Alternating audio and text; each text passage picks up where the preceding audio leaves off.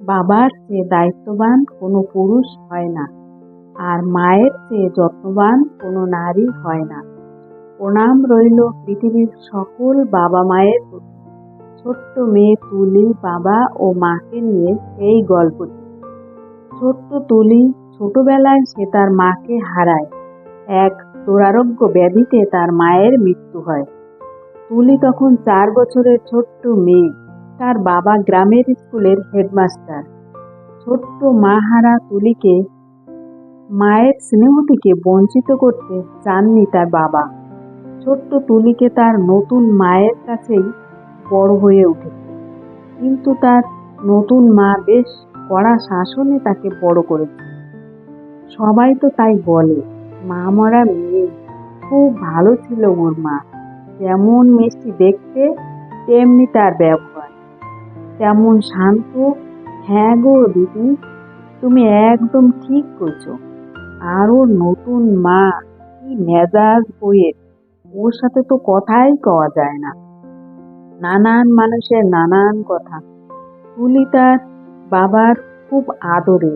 কিভাবে নতুন মায়ের শাসন আর বাবার আদরে বড় হচ্ছে তুলি। মা বললে, তুলি, তোমার বারবার একই ভুল হচ্ছে, তোমার পড়ায় একেবারে মন নেই দেখছি। এ কি করছো? এতবার বলার পরেও সেই একই ভুল। আজ সারাদিন তুমি অঙ্ক করবে, যতক্ষণ না ঠিক হচ্ছে করে যাবে। আচ্ছা মা। মায়ের কথা শুনে তুলির মনে খুব কষ্ট পায়। পড়াশুনো শেষ করে তুলি হাঁটতে হাঁটতে তাদের বাড়ির পাশের মাঠে যায়। সেখানে তার বান্ধবী রিনির সঙ্গে দেখা হয়। রিনি বলল, কাকিমা শুধু শুধু তোকে বকে, তোর খারাপ লাগে না? রিনি বলল, আমার তো তোর জন্য খারাপ লাগে। তুলি বলল, না রে, মা তো আমার ভালোর জন্যই বলে। সে যাই বল, কাকিমা যদি তো নিজের মা হতো, এরকম হতো বা এরকম বলতো? তখন তুলি মন খারাপ করে বসে থাকে। সত্যি কি সে বকা খাওয়ার যোগ্য, না মা তাকে ভালো করার চেষ্টা করছে? মা বলল, তুলি, সবার খাওয়া হলে থালাবাটি সব ধুয়ে রাখবে। বাবা বললে, এসব আবার কেন? এ তো আমিও করে নিতে পারি, তুলিকে বলছো কেন? মা বলল, না, ও বড় হচ্ছে, ওর এসব কাজ শিখে নেওয়া উচিত। তুলি বলল, বাবা, মা তো ঠিকই বলছে, আমি করে নেব। বাবা ইতস্তত ভাবে বসে থাকে, আর মায়ের মুখে শাসনের ছায়া স্পষ্ট বোঝা যায়। রাতের বেলায় তুলি বিছানায় শুয়ে জানলা দিয়ে তাকিয়ে মনে মনে ভাবতে থাকে, আজ আমার যদি মা থাকতো তাহলে কি মা এভাবে বলতো? কই, রিনিকে তো ওর মা কিছু বলে না। মা, তুমি আমায় কেন ছেড়ে চলে গেলে? তুলির মায়ের কথা ভাবতে ভাবতে তুলি স্বপ্নের দেশে চলে যায়। আর সেখানে সেতে মায়ের পরীর বেশে দেখা দেয়। তুলি মা, মা তুলি, মা, তুমি এসেছো? তুলি বলল, কেন, তুমি আমাকে রেখে চলে গেলে? মা, মা, তোমার কথা খুব মনে পড়ে, তোমার সাথে থাকতে ইচ্ছে করে। মা বলল, আমি সব সময় তোমার সঙ্গেই আছি। তোমার নতুন মা তো তোমায় যত্নেই রাখে। তুমি কেন এত ভাবছো? আজ যদি আমি তোমার সাথে থাকতাম, আমিও তোমাকে এমন করেই বড় করতাম। নতুন মা আমাকে খুব বকে, আমি তোমার কাছে যেতে চাই। তুলি, মা, মা তুলি, তুমি যা ভাবছো তা সব সত্যি নয়। সত্যিটা কি মা? সত্যি জানতে হলে তোমায় রোজ এমন কিছু করতে হবে যাতে মানুষের উপকার হয়। যদি তুমি তা করতে পারো, আমি কথা দিচ্ছি সব সত্যি তোমার কাছে পরিষ্কার হয়ে যাবে। তুলি বলল, আচ্ছা মা, আমি যেমন বলছো তুমি, আমি এরকমই করব। তুলি বলল, সত্যিটা আমার জানতেই হবে মা। বেশ, তবে তোমার মনের ইচ্ছা পূরণ হোক। সকালে ঘুম থেকে উঠে তুলি চমকে যায়। কাল রাতে কি স্বপ্ন ছিল, নাকি সত্যিই মা এসেছে? তাহলে কি মা আমার সত্যি ছেড়ে যায়নি? মা আমার কাছে আছে।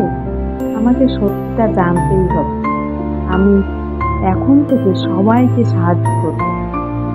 মা এসে বলল, তুলি তাড়াতাড়ি ওঠো, বিছানা গুছিয়ে তৈরি হয়ে নাও, কটা বাজে খেয়াল আছে, স্কুলে দেরি হয়ে যাবে।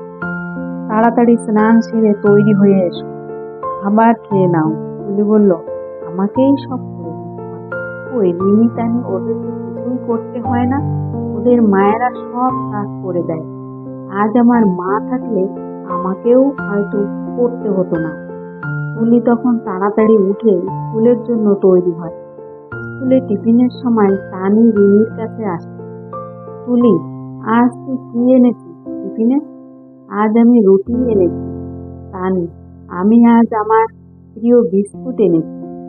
নতুন মা আজও তোকে রুটি আর তরকারি দিয়েছে। রিমি, আজ আমি কাল রাতে চাউমিন এনেছি। আর তুই আজও রুটি আর তরকারি এনেছিস। রিমি ও তানি হাসতে থাকে মজা করে। তুলির মন খারাপ হয়। রিমি একটু পরে, ওরে মাগো, কি পেটে ব্যথা করছে, ও বাবা।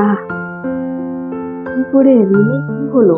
তুলি বলল, খুব ব্যথা হচ্ছে বুঝি, এই নে জল খা, আমি এক্ষুনি কিছু ব্যবস্থা করছি, তুই চিন্তা করিস না, সব ঠিক হয়ে যাবে। আমি বড় দিদিমণিকে ডেকে আন। বড় দিদিমণি, দেখি দেখি কি হয়েছে, কি খেয়েছো তুমি টিফিনে? চাউমিন দিদিমণি। রোজ রোজ এসব বাইরের খাবার খেলে এমন তো হবেই। তুলিকে দেখো, বাড়ির গরম গরম স্বাস্থ্যকর খাবার নিয়ে আসে। বাড়ির খাবার খেলে এসব কিছুই হবে না। কাল থেকে এসব খাবার খাওয়া বন্ধ, বুঝেছো? তুলি, তুমি ওর সাথে থেকো আর ওর খেয়াল রেখো। ইস, কাকিমা কত ভালো, রোজ রোজ গরম গরম রুটি আর তরকারি সবজি বানিয়ে দেয়, আর আমি এই বিস্কুট খেতে খেতে বিরক্ত হয়ে গেছি। কাকিমার হাতের রান্না কি যে ভালো, আমার দেখলেই জিভে জল চলে আসে। রিমি, আমার মা কেন যে রোজ রোজ বাইরের খাবার পাঠায়? তুলি, আমায় একটু দে না, কাকিমা রান্না খেতে আমার ভীষণ ভালো লাগে। তানি ও রিমির মনের কথা জানতে পেরে তুলির আর খুশির সীমা থাকে না। তার মানে ওরা নতুন মাকে খারাপ ভাবে না, শুধু শুধু আমি মন খারাপ করি। মা ঠিকই বলেছিল, আমার নতুন মা আমার খারাপ চায় না। মা বলল, তাড়াতাড়ি বই গুছিয়ে খেতে এসো, আর স্কুল আছে। তুলি বলল, মা তুমি খুব ভালো, আমি তোমায় খুব ভালোবাসি। মা বলল, আজ কি হলো, এই 6 বছরের প্রথমবার তুলি আমাকে এমন বলল। পাশের বাড়ির কাকিমা, তুলি তুমি একাই করতে যাচ্ছ, মানিয়া যায় না তোমার? আহারে, এতটুকু মেয়ে একা একা কত কি না করতে হয় তোমায়। তুলি বলল, কাকিমা মাস্টারমশাইয়ের বাড়িটা তো খুব কাছেই, মা আমাকে নিয়ে আসতো, মা আমাকে শিখিয়েছে কিভাবে রাস্তা পার হতে হয় আর কিভাবে রাস্তার ধার ধরে যেতে হয়। আমার কোনো অসুবিধা হয় না। তাও এরকম বললে হয়, রাস্তায় যে কত বিপদ হয় কেউ বলতে পারে? রে বাবা রে, কুকুর কামড়াবে, কামড়ে দিল রে, পালা পালা, শিগগির পালা এখান দিয়ে। তুলি বলল, ভয় পেও না কাকিমা, ওরা কিচ্ছু বলবে না। কি লালু কালু, কি হয়েছে, বিস্কুট খাবি? তুলি রে, তুই না থাকলে আজ এই কুকুরের কামড়ে আমাদের শেষ করে দিত। এসব তোর মায়ের শিক্ষা রে তুলি। আমার আমার ছেলেকে দেখো, এক গ্লাস জলও নিয়ে খায় না। সারা দিন সবার হাই ফরমাস খেটে খেটে আমি শেষ হয়ে গেলাম। আরে বাবা, এত বড় হয়েছে, একটু একটু করে সব শেখা দরকার, তা না সব আমায় করে দিতে হবে। জানিস, তোর নতুন মা তোকে কি সুন্দর তৈরি করেছে। এখনকার দিনে এইভাবে তৈরি হতে হয়। তোমার মার থেকে শেখার আছে বই থেকে। মা এরকম কেন বলছো? বড় হলে আমিও আমার নিজের কাজ করে নেব। আর কবে বড় হবে, শেখো কিছু তুলির কাছে। তার মানে ওরা নতুন মাকে খারাপ ভাবে না, শুধু শুধু মন খারাপ করে। মা ঠিকই বলেছিল, আমার নতুন মা আমার খারাপ চায় না। মা বলল, তাড়াতাড়ি বই গুছিয়ে এসো, আজ স্কুল আছে। আচ্ছা মা। মা তুমি খুব ভালো, তোমাকে আমি অনেক ভালোবাসি। মা বলল, মা তুলি, তোমার রেজাল্ট তো দুর্দান্ত হয়েছে। বাবা বলল, তুমি এত সুন্দর রেজাল্ট করেছো, তুমি এগিয়ে যাও মা। এইভাবে তুমি একদিন অনেক দূর এগিয়ে যাবে। এইসব মায়ের জন্য হয়েছে বাবা। মা যদি আমায় না দেখিয়ে দিত, আমি তো পারতাম না বাবা। মা বলল, না তুলি, এসব তোমার অধ্যবসায়। আরো মন দিয়ে পড়ো, তোমায় অনেক বড় হতে হবে। আজ আমায় জানতে হবে আমার বাবা ও মায়ের মনের কথা। মা সারাদিন কত কাজ করে। আজ আমি মা ওঠার আগেই ঠাকুর ঘর পরিষ্কার করে গুছিয়ে রাখি। মা খুশি হবে। বাবা, এ কি, এত ঘুরে উঠে এত কিছু করে নিলে তুলিমা? তুলিমা এত বড় হয়ে গেছে। মা তুলি, তোমার মতো মেয়ে হয় না। তুমি এত বাধ্য, এত স্বনির্ভর। তোমার জন্য আমার খুব গর্ব হয় মা। বাবা, আমি এমন কাজ করব না যাতে তোমাদের মন খারাপ হয়। জানি মা, আমি সবই জানি। তোমার নতুন মা একটু পড়া, তোমাকে এই বয়সে অনেক কিছু করতে হয়। তোমার বান্ধবীদের হয়তো এত কিছু করতে হয় না।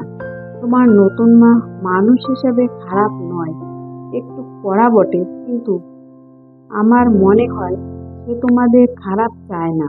তুলি, তুমি এমন কেন বলছো বাবা? মা আমার স্বনির্ভর হতে শিখিয়েছে। মা সারাদিন পরিশ্রম করে বাবা আমাদের জন্য। আমাদের জন্য কত ভালো ভালো খাবার রান্না করে। বাবা মায়ের মায়ের হাতের রান্না তো খুব ভালো লাগে আমার। মা আমায় কত সুন্দর করে পড়ায়। তুমি এমন কেন বলছো, এমন কেন ভাবছো বাবা? লক্ষ্মী মেয়ে আমার।